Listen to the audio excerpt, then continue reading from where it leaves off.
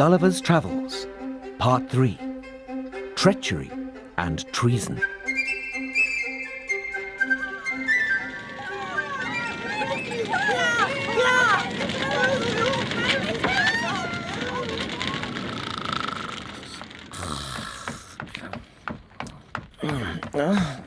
Dr. Gulliver, wake up! The palace is on fire! What? You must help us! Hurry! What? I'm coming. The tiny Lilliputians were running here and there, passing buckets of water the size of thimbles. They were useless against the huge flames. Quick, Gulliver, you've got to help us. Where's your jacket? You can use it to smother the flames. I haven't got it. I was in such a rush. Oh, no. Wait. I've got an idea. I drank a lot of wine last night, and I really need to... Oh,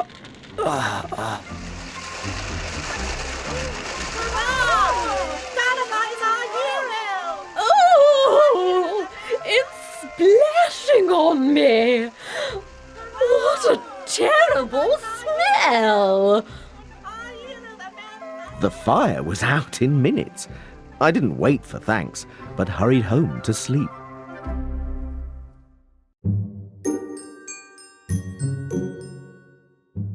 I was a hero, or so I thought.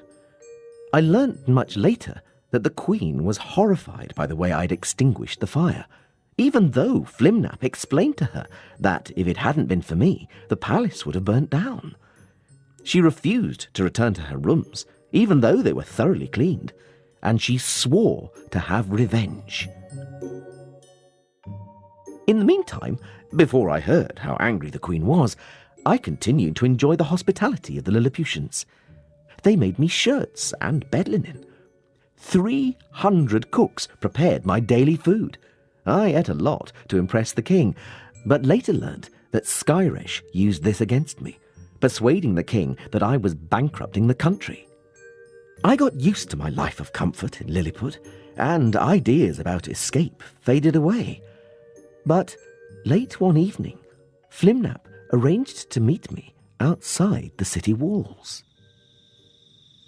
We met in secret in the light of the moon. Gulliver, you are in serious danger.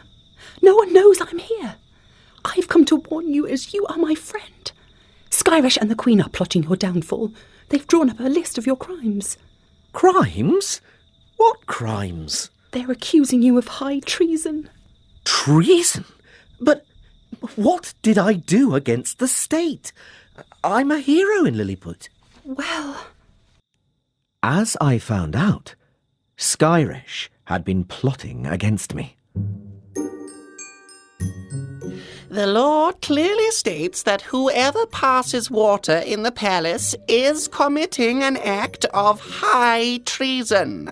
Yes, Skyresh, but the palace would have burnt down if Gulliver hadn't urinated on it. Yeah, no, it was a malicious act meant to shame the Queen. It's true. The Queen is extremely unhappy about the whole situation. Yes, Your Majesty. There are rumours. Rumours? About what? About Gulliver and the wives of some of the ministers. Those are just rumours. There's no proof. I was outraged. But I saved the palace. I knew Skyresh hated me from the start. I don't know why. Yes, and he hates you even more now you've defeated the Blefuscu navy. He's admiral of the Lilliput fleet, and your victory makes him look weak. He now has the support of the Queen and several other ministers. It's serious, Gulliver. What are they going to do? Punish you. We'll set his house on fire so that he burns to death. We'll fire poisoned arrows at his face and hands and smear his shirts and sheets with deadly poison so that he dies in agony. Your Majesty, He has saved us from invasion. It does seem a little harsh, Skyresh. I have always been a fair and just ruler. We won't execute him. We'll just blind him. My doctors will put poisoned arrows into his eyes as he's lying down. But Your Majesty will still have to feed him. In fact, he might eat more when he's blind. We'll feed him less and less each day so that he becomes weak and dies of starvation. Very well, Your Majesty. There is no time to lose. I will arrange for the blinding to take place in 3 days. The king's judgment seemed neither fair nor just. I used to trust the Lilliputians, but now time was short.